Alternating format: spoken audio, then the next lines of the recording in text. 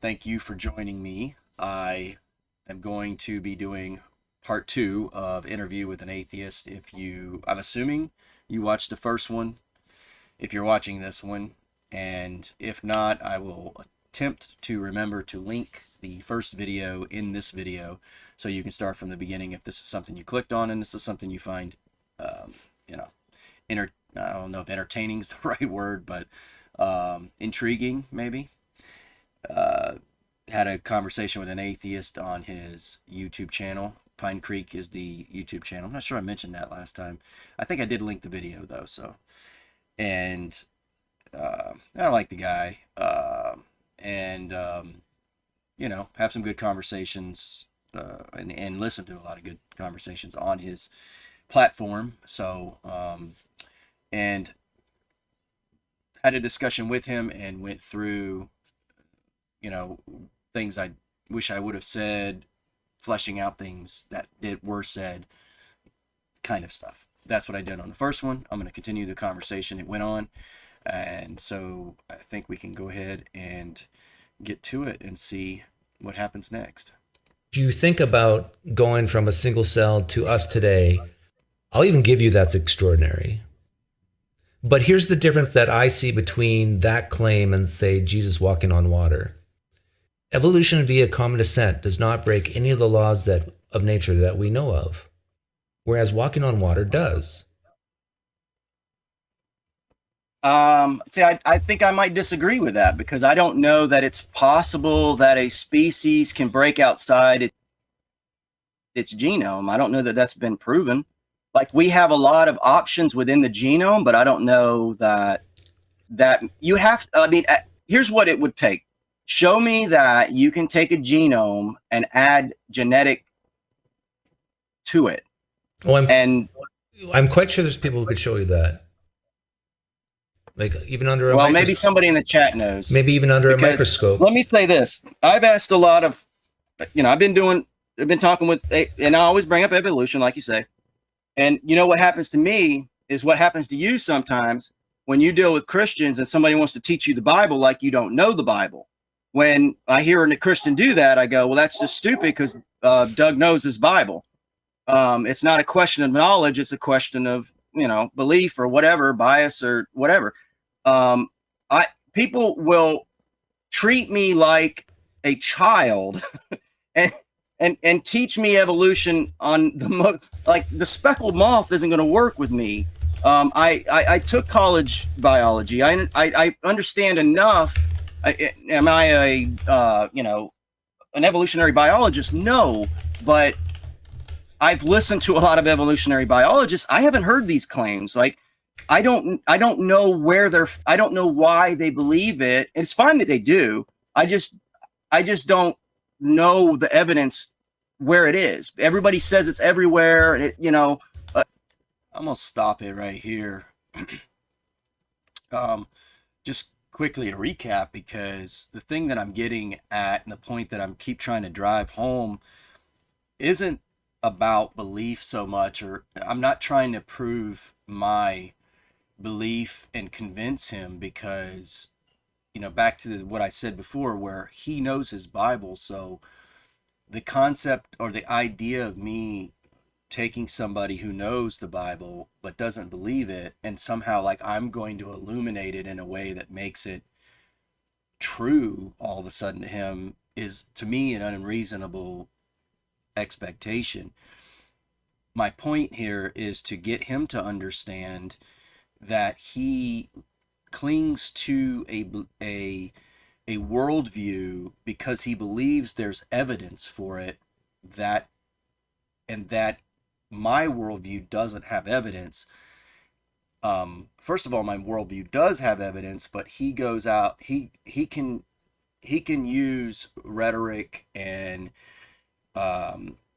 doubt to come at Christianity and make any of the evidence give you a reason why you shouldn't believe the evidence. Okay. Which is fine. Okay. But the problem that I have is he doesn't compare his worldview and say, this is why my evidence is better. And I'm trying to get him to understand okay, if your point is you don't even have to deal with your worldview because the evidence is so great that all you have to do is just prove that the evidence for my worldview is bad, I need you to explain why your evidence is so good. And that's kind of what I'm trying to get home to him, because he's really good at poking holes in the Christian worldview. But I could do that too. You know, the point, you can play these sort of, debate games, like, right? You could take one side of the debate or the other if you know the material well. And that's what I'm trying to get him to understand. So all science points to it. That's what happens. They'll say, so all science points to it. So if I don't believe evolution, then I don't believe genetics. That ain't true. If I don't believe evolution, I don't believe virology. That's not true either. They've attached everything to evolution so that if you ever question evolution, they make you sound like a crackpot, like you don't believe basic science. And I'm saying, no, I think evolution is so broad, it's infalsifiable. Well, I remember, everybody just accepts it. Yeah, like we could go into the details of chromosome number 2. We can get into the fossil record and stuff, but you and I have both been to the zoo, and we've seen animals, and we've seen how certain animals look like our dog, or certain animals look like us. And so I think we both agree that there's definitely, without even looking at the genome, that there's similarities between us animals, right? Of course. And in that way, evolution makes a lot of sense. Okay. And so there's your evidence number 1 that's very kindergarten-ish, right? Right. And real quick, I'm always attempting to find ways to agree with him so that when I disagree with him, he understands he would accept it as a more rational disagreement. So he's right that evolution, the way that it's presented, makes sense only if you're looking at similarities between species. And that's all I wanted to get across. Now, what it doesn't do, it doesn't claim, it doesn't preclude or exclude other possibilities to account for those similarities. I'm not exactly sure how what happens next here. It's been a while since I've seen this. So let's continue. We, with our own eyes, can observe these types of similarities that might be explained by that we share common ancestors, or it might be explained that God created us this way with similarities. Both explanations work, right? I didn't even realize he was going to do that. So he kind of threw it back on me. He's actually coming to my side too. So he's and that's a good way to deal. He's really good at this sort of conversation, because essentially you can have this you can have a conversation with somebody, and he's trying to reach common ground with me, just like I'm trying to do with him. So which is a good way, because I think he's trying to let me agree there and then come to another point. Again, I don't know what point he comes to. Let me backtrack a little bit, because I did want to say something about when I said before I'm treated like a child by atheists. I get educated, quote unquote educated, by atheists when they explain the basics to me. Something that atheists need to understand, and this is why I think they're the ones that are delusional. We all are taught evolution, and it doesn't matter what your belief is. Nobody asked me when I was younger whether or not I wanted to understand evolution. I was given this interpretation as a child in school because of science, because they claim it's science. Therefore, you are told this. In the video before, he agreed that it is mutually exclusive from the Bible. So we are told, without our permission, we are given a worldview that he believes, and I believe, is mutually exclusive to what the Bible teaches. And that's an important thing. It's also important because when people come at you and want to educate you as if you've never experienced or been exposed to evolution, I want to know, what planet are these people on? And what's interesting too is that later on, when I get done speaking, his show goes on and somebody comes on and says they're going, I need to learn evolution, and they want to give me a test and stuff. And it's like, that is exactly what I said. They, to them, it's impossible to not believe it. The only way you cannot believe it is if you don't understand it, which to me is delusional on their part, because I'm asking for the information. Please give me, I'm begging for the information. And they think the information is there. It's actually not. That's what's amazing about this. That's why I bring up evolution all the time. It is, it may be the biggest fraud perpetrated on society. That's my opinion. Yes, correct. Okay. Exactly. So then the question Sorry, is, go ahead. which is more likely the explanation based on just that observation of us going to the zoo? I would say they're 50-50. Do you think evolution makes more sense by the zoo?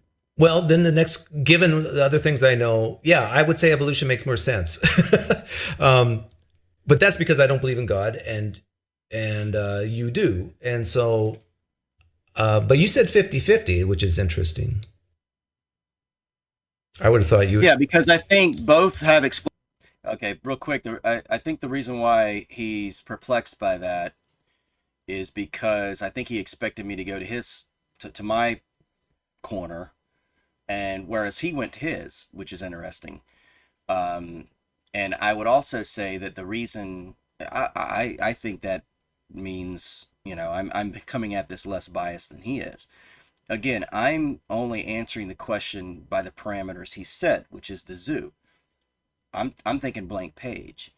If I come in unbiased and somebody gives me two different ways of looking at zoology and says, here's a bonobo and here's a human being, and someone says the same God created them, therefore they're similar, or they're evolutionarily related, I can see both sides. Like, that's not, and that's the way I'm coming from it.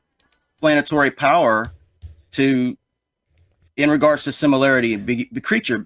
I think when an evolutionist looks at similarity of species, they see ancestry. And that makes sense. That's logical. There's nothing wrong with that. But if I go to a museum and I'm a Rembrandt expert, and I walk into a museum and I see a painting and I go, that's a Rembrandt, but I know every Rembrandt. But that's a Rembrandt. And then I discover somebody found in a garage sale a long lost Rembrandt nobody knew existed, but I knew it because I'm so used to seeing Rembrandt's work. Well, that painting didn't evolve from the other painting. I'm used to seeing somebody's work. Like, so similarity exists also within creation. Like, if somebody creates, you can listen to music, and if you're familiar with a sound of, it doesn't have to even be the vocals. It can be, just the way people set and structure their music has a particular form a lot of times that's noticeable, and it has patterns. So, and that's not, one song doesn't evolve from another. So You believe in microevolution though, right? and see, that's interesting that he went to defending evolution in a different way instead of dealing with what I said, because I think I negated his point, right?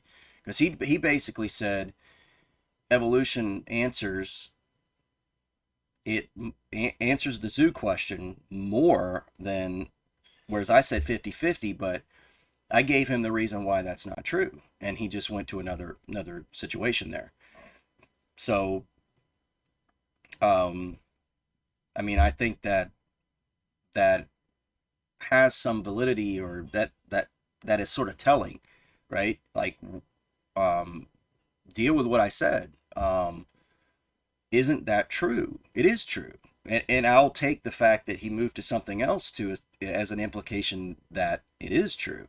In other words, there's a stylistic aspect to creativity that can also count and understand something. This is observed. This isn't, I'm not I'm not special pleading here. We see this over and over again. It's pattern recognition.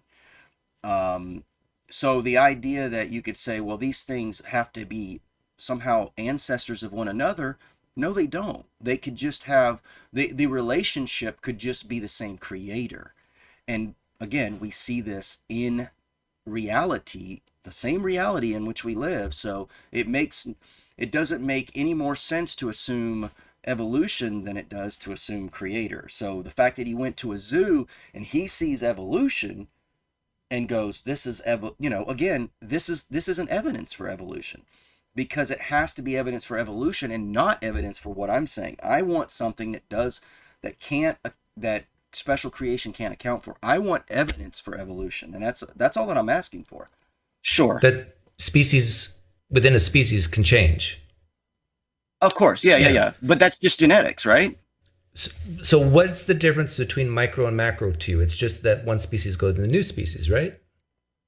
The difference is well, in fairness, micro that you might appreciate this answer. Micro doesn't attack, or I hate to use the Mike Winger word attack. Uh, Micro doesn't come after my worldview. It doesn't affect my worldview. Oh, come on, Frank. Right. Don't say that. That makes you look bad. I'm being completely honest. I'm trying to be transparent in my bias, though, Okay. so that we can throw all the cards on the table. But the logic difference is this: nobody's ever seen macroevolution. It's only proposed based on micro. Well, no, the thing is, they have even. That's the biggest answer there, right? Because um, he wouldn't allow that if I said that. So if he says Jesus, I'm just coming this off at the top of my head. If I say to him Jesus walked on water, right? And then I said, yeah, you ever seen those bugs that walk on water? He would not allow that. I assuming because a little bug walked on the water, therefore I can say a human being walked on the water. But that's literally the way that evolution is constructed, where we're supposed to see a small change that isn't a big deal and just presuppose that it eventually is a big deal when you add in millions of years, which is why they need millions of years, by the way, because you have to have that in there, that variable, to make it make sense. Otherwise, it doesn't make sense. It makes as much sense as me saying because a certain bugs can walk on the water, that therefore Jesus walks on water. Obviously, those two don't. That's not a good answer. And to say microevolution exists, therefore macroevolution exists, is not a good answer. Today, but you have to have your definition of species correct, or maybe a certain way, because technically the difference between one species and another is to be able to procreate offspring that can survive. So you can have two animals, like a certain feline in the jungle that can have coitus with another feline and produce offspring, but they die right away for some reason. They can't procreate. And then, right. So that's how you say, oh, these two cats, a tiger or a cougar, whatever, and I don't even know if this is true, they're different species because they can't procreate, but they look very similar. They're like the Ken Hovens of the world would say, or Ken Hams of the world say, but they're both in the cat family. They're the same kind. But really, they're two different species. Well, I mean, yeah, I don't disagree with that, but I don't know why that means anything in regards to why. So if you agree with that, though, wouldn't that be microevolution, though? Still, no. That's the thing. If you agree that in that definition of species, then some of this speciation we can see today in one generation of the human life. I'm not agreeing that that's the definition of a species. I'm only agreeing that that's what they call that's how they've established the definition of a species, and that is irrelevant to the point. Well, Kent Hovens and the Kent Hams would basically be saying that you don't get past kind. however you define that, you're never going to get past kind, and that's not been demonstrated. Yeah, So well, you but still what's a said feline. kind? Like you got to define it, and You defined it, feline. okay. So then why can't felines, if they're the same kind, procreate? You see what I just did there? I mean, we both understand what feline is, but why he's him saying the word? Why? Why? There's no more needs to be said. He knows the exactly the established thing. He's trying to say that there's some special, you know, uh, transitional thing, and I'm like, prove it. You just established that we understand the difference between feline and other things. With one another to have viable offspring. I don't know, but that is not going to help evolution. That's going to hurt it because you're not going to have as many. You're not going to have as much rolls of the dice. It would seem to me if you have No, no, limitations it in hurts breeding. the definition of kind because here we have. Yeah, you see what I just said there, right? And it's the idea that so he's trying to take it one way so that he can open up the definition, right? He's wanting a special definition. He's like, open up kind so that I can, so that there can be all this different changes. And I'm like, well, it doesn't matter, one, and two, the fact that in order to open up the definition, you actually hinder the amount of change that's possible in order to get to that point. Doesn't act Best case scenario, you are actually running in place. Let's keep going. Two animals in the same kind that are clearly different species. They can't procreate and have viable offspring. So the term kind now becomes this. Well, they look. See, I'm like, I don't know what your point is, Doug. This doesn't help. This doesn't help make more species. It's basically they look similar. That's all. Yeah, but I mean, you're speaking of kind in like you're sort of dismissive of it, but yet you seem to have a better opinion of species, and I would just say that I think they're both arbitrary. I don't know how. I mean, who? And this goes back to it's our not bias. Arbitrary if they can't reproduce. There's a clear-cut marker. If two species can get together, produce offspring that can produce offspring that can produce offspring, that's the same species. I have no problem with that, but I just don't see how that makes your. I don't see. The how point that of all pushes this towards is that evolution. if you accept that definition of species, then in a human's lifetime of, let's say, 60, 70 years, we can see speciation. But the evolutionists like Ken Ham would say, but they're both still the same kind. It's not a duck coming from a crocodile. Well, I mean, I think they're being hyperbolic when they said the duck and crocodile type stuff, but I think they're trying to illustrate a point, which is I don't think that's any different than you saying, God light my, pray that God lights my napkin on fire, because you're looking for something that you can see now that you can lock into. And what I'm saying is that we all have our biases and presuppositions. And the point is that I think for me, I've been told that this evidence is great and that you guys have the evidence, and I'm just believing a Bronze Age fairy tale, and I'm kind of stupid, and all these other things that when I get into conversations with which you don't say that to me, but other atheists do. But it could still be true that you have this Bronze Age idea because of maybe just lack of knowledge. Yeah, and here's another thing. And a difference between me and you. I don't have a bias towards modernity. I think you even said today you think we have a better way of doing history. And maybe not. I don't know that that's true. But what I would say is that if all things being equal, which maybe they're not, but if somebody's closer to an event, I might lean toward them as opposed to us. And I don't think we're that smart, actually. If you watch the news, we're not super smart. So relative to people in the past, that's what I mean. That's a good point that just want to kind of lock in there.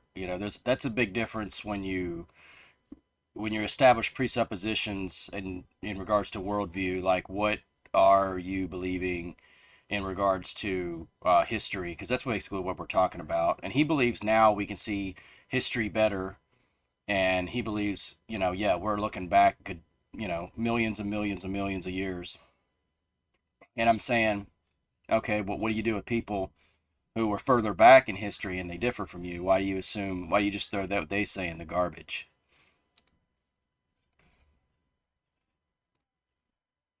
I mean, so I don't have this bias toward modernity. Yeah, I don't think I do think humans evolve over time, and so I lean towards that we actually are maybe a little more intelligent than we used to be because of better nutrition, better food, better shelter, which all affects our cognitive development. But the way we do history today is way, way better than the way the New Testament authors did history. Like, for example, if you had a book. Okay, so he's gonna real quick. I do want to give him his due on that. His points that he just brought up are fair. All I would say is that you have to also realize that we are, as a species, if he wants to use that term, not as smart as we think we are. There's a lot of, I mean, again, the point is just watch the news is what I said, but I mean, just go outside, right? Go to a public place. Um, you know, we, not to get political here, but a lot of people voted for a guy who's probably not cognitively capable of doing almost anything in the private sector, and people voted for that guy. Or if you, just to be unbiased about it, our system itself is so horrible as far as politically is concerned that we had choices between, this kind of weird orange guy who's kind of everybody knows what his problems are, and then the other guy who's kind of senile, right? So and a liar, a proven kind of liar who has a crackhead son. So I mean, our system's broke. So I just don't know why I'm supposed to have this great opinion. And that's just one example. I mean, you can, if you think about it, you can just go through our society as a whole and see all of the problems of the idea that everything's advancing. That's probably that's going to be an issue for me. If he and I know he agrees with me on some of that stuff. So I just think when it comes to the way he wants to see the world, he's going to say, yeah, but it was probably worse back in the day. I don't know. Like, you're making an assumption at that point. It was worse. And he's going to get into some biblical stuff. So, again, it's been a while. I don't even know where we're going to go. So let's see. And you want to get facts from it. And one book cites all its sources, critiques its sources, puts dates on things, and another book doesn't. Like, you and I both choose the book that has all the citations and sources, right? Yeah, Yeah, I agree. And the gospel authors didn't do that. That's fair, but the other thing is that we also. I just want to say this before let me interrupt myself here. That's fine, and I would say, where are the citations for the people who saw evolution? There are none. See, even when people put their names to stuff, like you mentioned, you don't believe the media, but people will come out and say things with their name. I never said I don't believe the media. Where do you get that from? You said Tuesday that you don't believe the media is what you said. I'm pretty sure. No. What I said is, you talking about with Marty? When I was talking to Marty? I don't remember his name. No, a girl. Was I talking to a man? No. This is the political show. I haven't watched that one yet. What? Tuesday. Like just my last. Oh yeah. It was same day. Sorry, yeah, the same day I was talking to Marty, and she asked, "Where do I get my information? Where do I get my knowledge?" And I said, "That's a tough question, but when I'm listening to sources that hate each other and they converge on the same answer, I raise my confidence that what they're saying is true. If MSNBC and if Fox News both agree on an event in history, like last week, Trump said X, and Fox News says Trump says X, and they're exactly the same. And they're independent. They hate each other and they're independent. I kind of say, okay, Trump said X. Well, bias cards on the table again.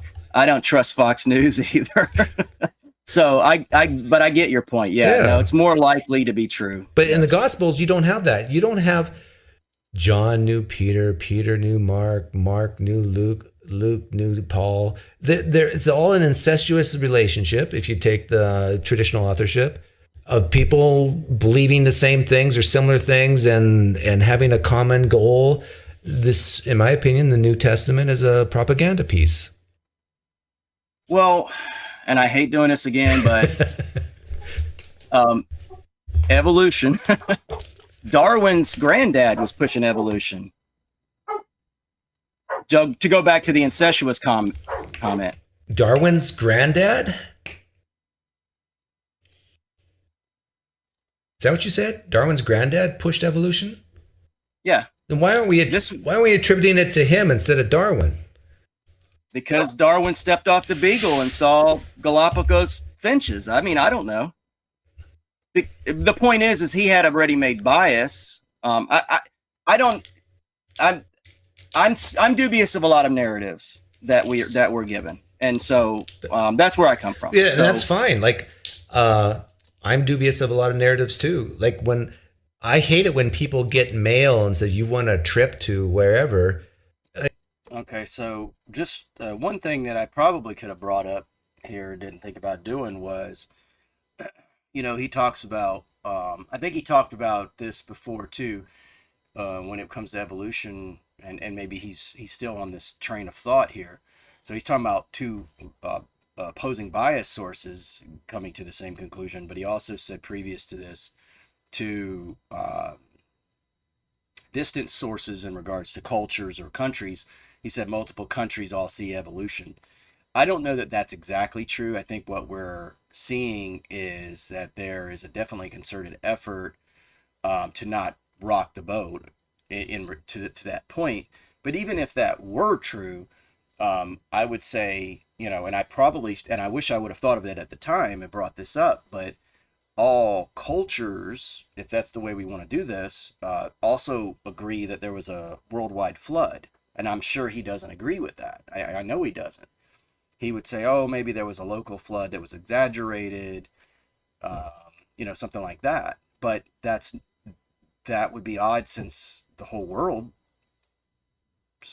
had the same flood. So, again, if all the world believes evolution, that makes it more true. Then I would say, okay, all the world believed that there was a flood. All our histories go back to a flood, every single one of them. I mean, every single old,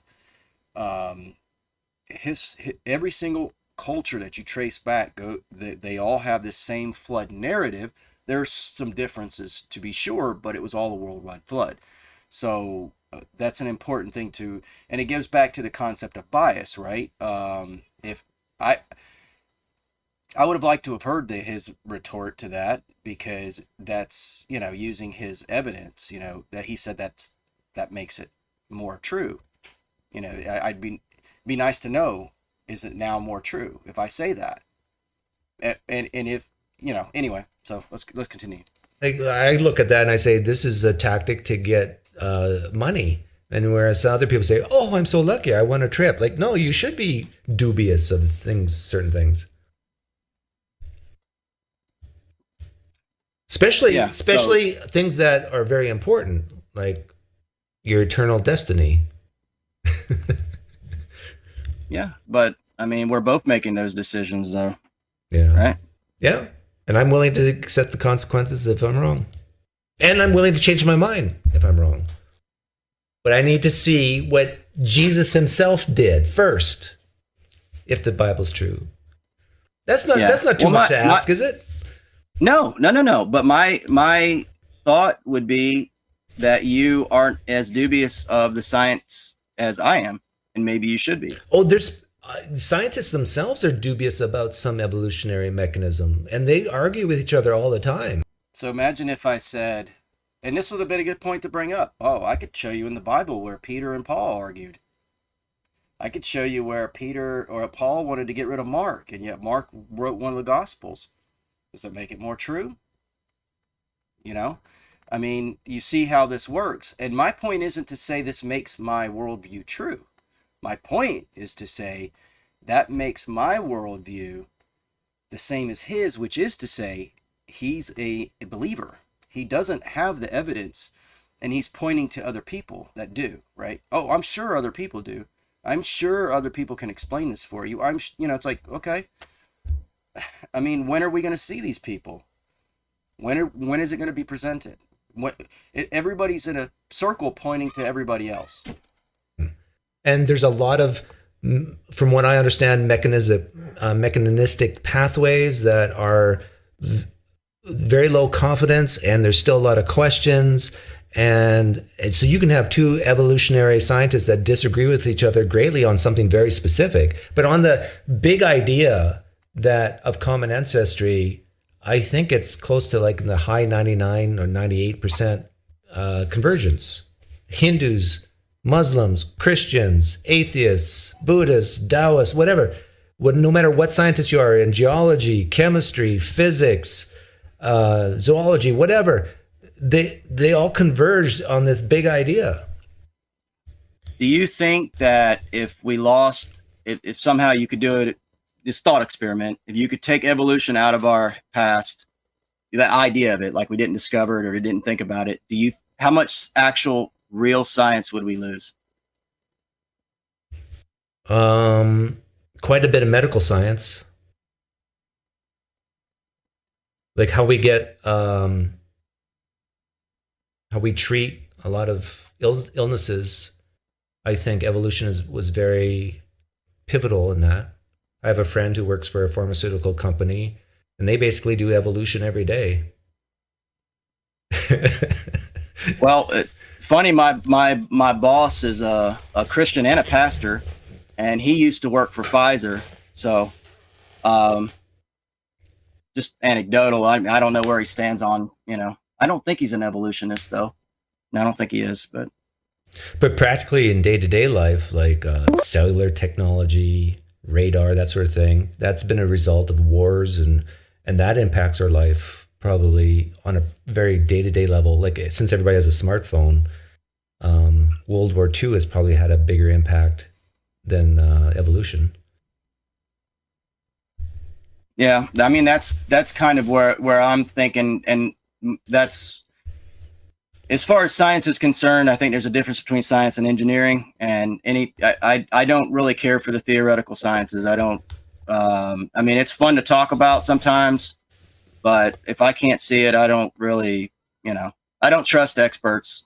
I guess that's the You don't trust experts? You trust Paul? No. You trust Paul, Mark, Matthew, Luke, John? They were experts. They were there. Gotcha. Yeah, you got me. We all got to choose. Hey, you get yours from a lectern lab coat guy. I get mine from pulpit collared dude. I mean, yeah, white beards and shepherd sticks. Yeah. Anyhow, thanks for coming on. Well, yeah, no, I appreciate it. Good conversation. Yep. And good. Previous one was good too. Thanks. Yep. All right. So, yeah, that's good. I guess we can get in pretty much into there. I'll kind of sum everything up. I think it's funny because, the way that I ended it, and you can always, I try not to be too testy. My thought process on this stuff is to build bridges, not burn them, and open up conversations. One of the things is just make people think, in a different way.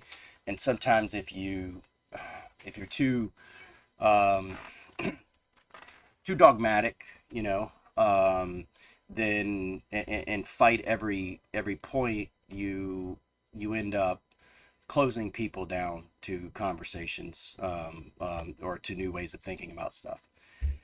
And so the point there, at the end was, I kind of relented because basically I see it the same way he does in those terms, right?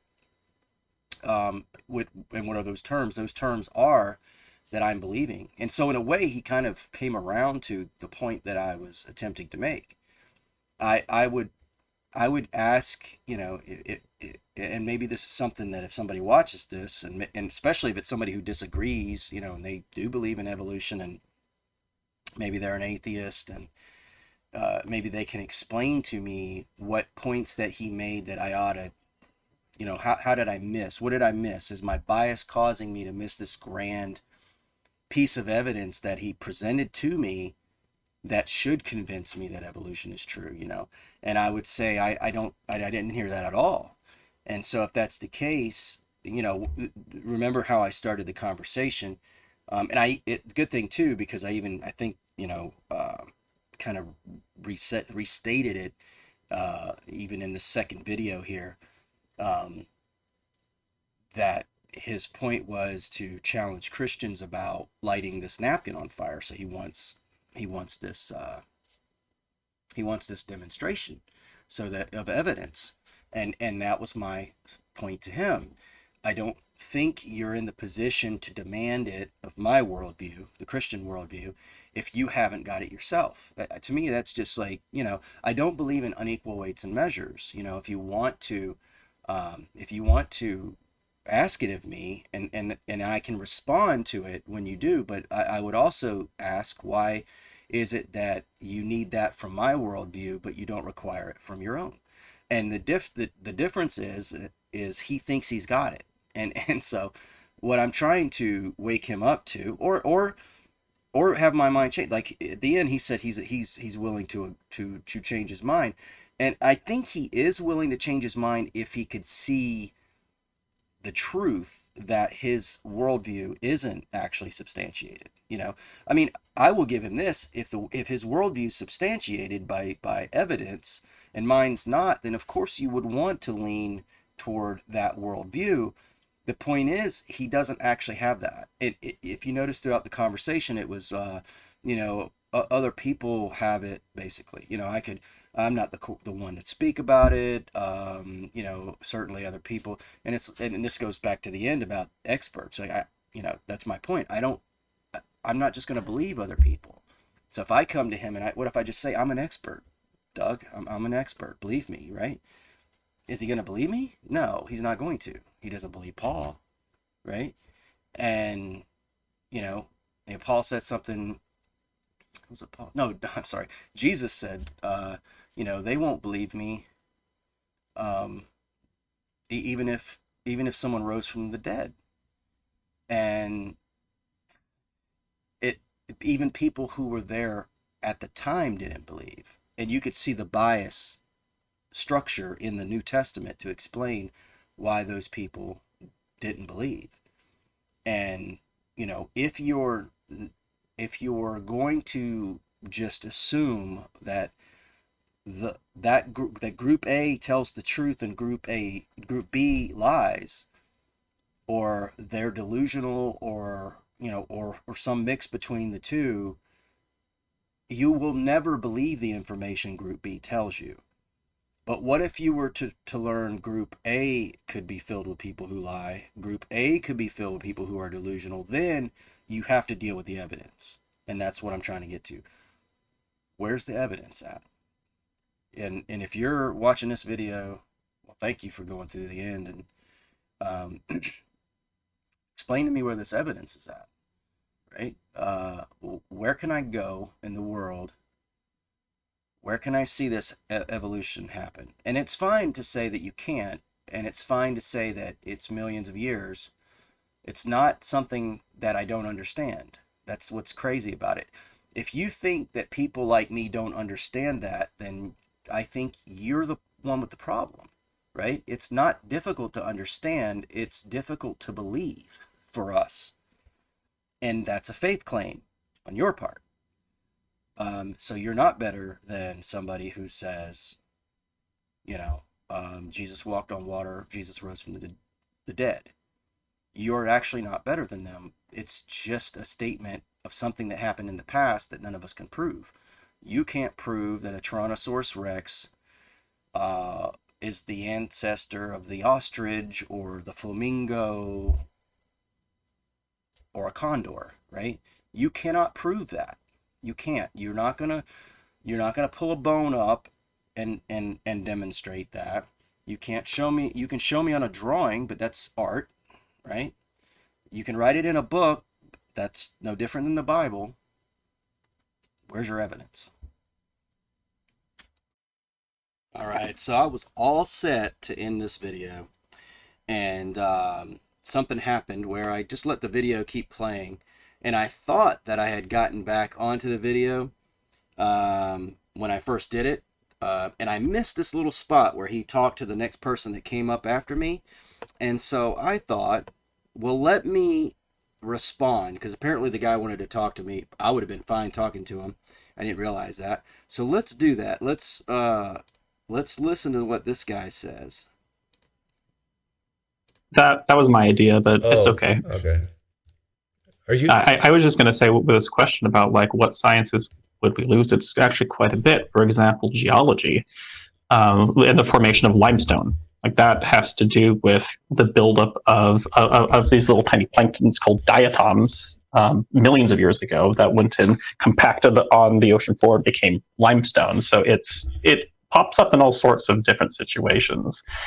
And one thing which I don't know that I've ever heard a satisfactory. Okay, so let me stop there real quick. Um, the concept that he just gave, and I don't have to look this up, but I think I will later just to make sure. Um, his point is to say that things build up, and there's a buildup of these things. Therefore, it means millions of years. Um, okay, not sure what that has to do with evolution. I think diatoms. He's saying therefore because they died. Therefore, there's a long period of time. I would I would say that it's possible, but it's not the only conclusion you can come to. Once again, it's interesting that atheists have a hard time thinking of any other alternatives other than what they've been told, right? So they just have been told that this is what's happened. All these little creatures became limestone, and there's so much limestone, therefore it must be millions of years. Well, that assumes what? A smaller amount of creatures, therefore a longer period of time. What if you just shortened the period of time and added more creatures? I could do that instantly and just say, you know, the idea. It's interesting. There's this concept called uniformitarianism, which is to say that everything runs the same way as it always has. What I find is that with atheists, they tend to use that when it makes sense for them and then not use it when it doesn't make sense. So if they needed things to change, like Precambrian explosion, um, Stephen Gould said, there's punctuated equilibrium, which says, okay, everything just appeared kind of, or past the Precambrian just kind of explosion took place, but everything else is gradual. So in other words, you want to say things are gradual when it comes to diatoms and limestone, but when it comes to the fossil record, oh, there was an explosion. I don't see how that is justifiable, and it's fine. It may be true, but you can't prove it's true. Is my point. The answer to when you run into people who are young Earth creationists. And they just It's talk like, like well, it's true. why does the petrochemical industry believe in an old Earth?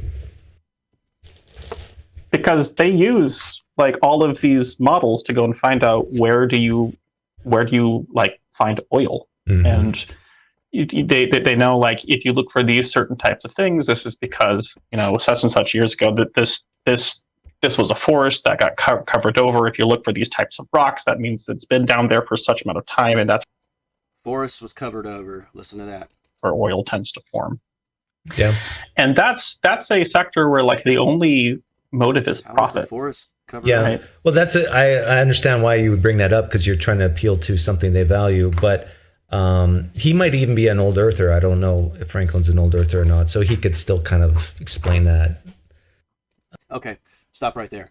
That's the only part that I really wanted to get in, and I'll respond to that. So, first of all, I'm not an old earther. I'm actually a young Earth creationist. So this guy's spot on in regards to attempting to confront that presupposition, or that is my worldview. Um, I would say, first of all, profit motive is what motivates them. That is true, not evolution. So when somebody says, "Oh, they believe in evolution," I would ask, if saying that they don't believe in evolution would interfere with their profit motive, would they say it? You see how I just reversed that?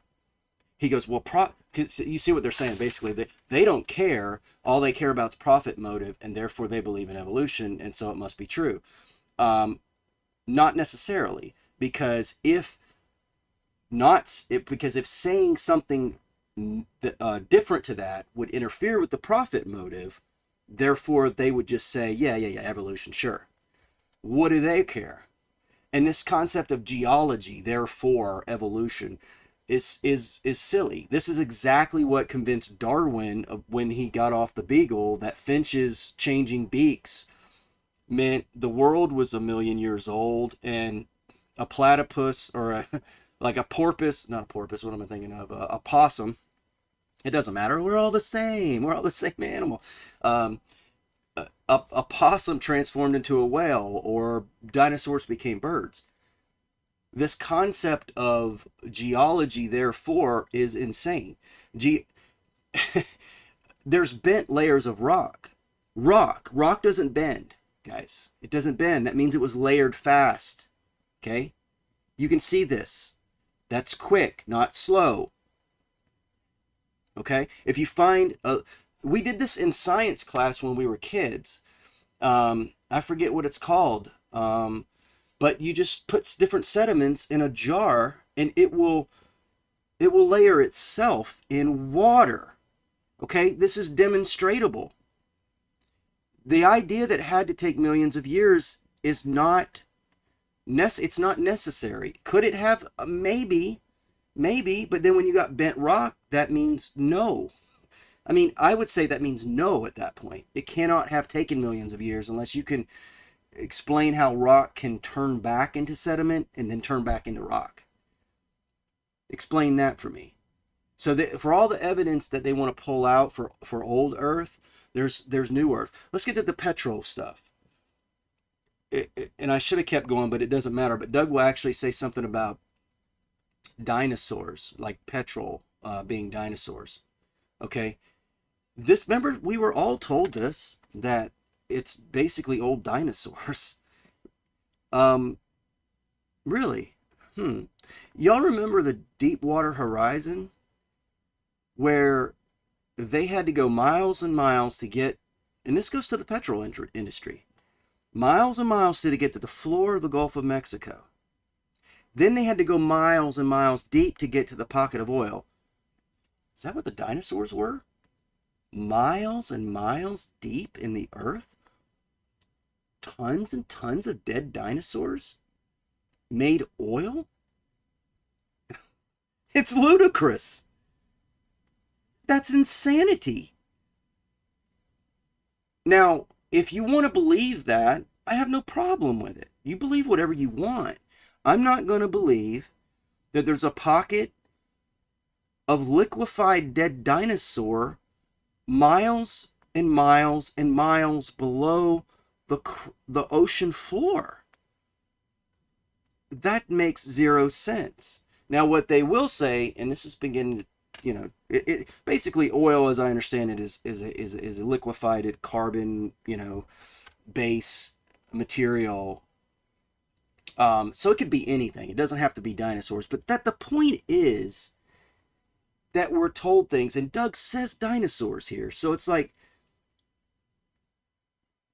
have you looked into this stuff? I mean, are you sure you're believing the right people and what they tell you? And I'm not saying I'm right. I'm saying if doubting something is good, if it's good to doubt the Bible, maybe doubt what other people are saying. That's the whole point that I'm driving at here. I don't care what you believe. You can come away believing whatever. But I'm not going to sit here and this isn't for Doug, because Doug does make fun of Christians, but he does it in a rhetorically clever way usually. So, but some people have this really snide, opinion toward evolution. It's like, I just saw things where Sam Harris is still, saying a certain, I almost hesitate to even say this word because of their tube and how they've treated me when I've tried to talk about this, because, we care about truth nowadays, apparently, and they would never go after difference opinion. It's all about, you know, um, the point is Sam Harris says this. Uh, the evidence is out about the pandemic. Okay, the remedy that was uh, offered in various different ways of offering it. Some might say forced or coercive ways on people, and he was all for that. And even though the evidence actually is that everything he said and believed at the time was wrong, he's still sticking by that. And he's a man of science. That everybody, we're supposed to look at Sam Harris as this really brilliant guy. I've never bought that, by the way. He's not a brilliant guy. He's just, to me, he's a complete fraud. He's always been a fraud. But, you know, that's the point. You know, who I'm supposed to believe somebody like that. I'm supposed to believe Sam Harris and Bill Nye, the science guy, and all these people, but these are the experts that we're supposed to believe. Oh, no, not those guys. There are more experts. Like, come on, man. It gets old.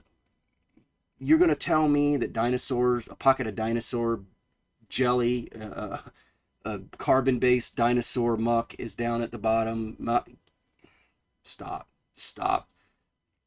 You guys have been sold a bill of goods. I don't care if you believe what I believe. If you want to believe Vishnu, Thor, Mother Earth, Gaia, that you are God, you're free to do whatever you want, but don't say you got evidence when you don't have it. And that's been my whole point. And this guy that even gets on afterwards, you know, it's like what you're finding here is that they are convinced. And all I'm asking you is get past their confidence and look at the evidence. The guy says all of geology, and isn't this what I said? They attach every single science. If you're talking about cells, it's evolution. If you're talking about geology, it's evolution. If you're talking about cosmology, it's evolution. If you're talking about virology, zoology, every ology there is evolution. It's ridiculous, and that's why it's not a scientific theory, because you cannot falsify it. They're not going to allow you to falsify it. It's tangentially attached to every science, and they'll say you don't believe in reality and logic and science if you explain that you don't have to attach evolution to it. And what they're saying is that I looked in the chat and they say, well, you know, medical science will go away. No, it won't. No, it won't. What will go away is you attaching medical science to it. I dare anybody to explain to me how somebody could never have discovered something unless they had evolution in their brain. I bet that's never happened. I'm not saying they didn't have it in their brain. Okay, be clear what I'm saying. I'm positive people have had evolution in their brain when they looked at stuff. But microevolution, guys, that's a big difference. What we're talking about is macroevolution. I guarantee they can't prove that. They cannot show. So what I'm saying is true. I'm stipulating that is the case until proven otherwise. That not one science is damaged. Not one. If you take and rip evolution away from all of the sciences, it doesn't need to be there. It shouldn't be there. It's a philosophical origin, alternative explanation for God. That's all it's ever been. Darwin was a theologist. He was a theologian.